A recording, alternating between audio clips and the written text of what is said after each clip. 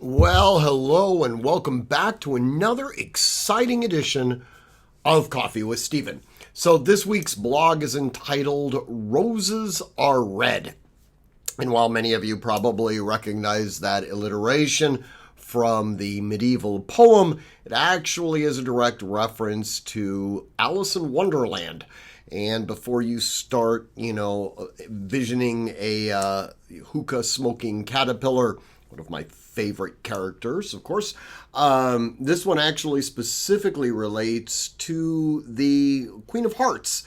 And more specifically, how the Queen of Hearts would use capital punishment in a basically arbitrary method. As you guys may remember from the Disney movie, when the cards that effectively served as her royal guards were instructed to paint white roses red. A failure to accomplish this in an appropriate amount of time resulted in them being beheaded, being executed.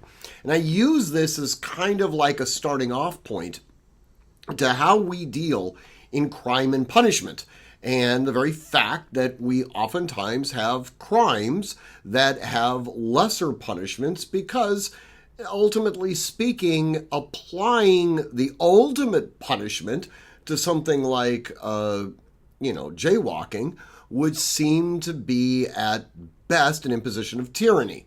And while at the same time, the reverse is also true. If someone were to engage in incredibly heinous behavior, simply providing them nothing more than a fine would seem to be unjust as it relates to the victims themselves. So anyways, it's sort of this blog could best be described as sort of an exploration on the very fundamental ideas of crime and punishment. And I do hope you read it.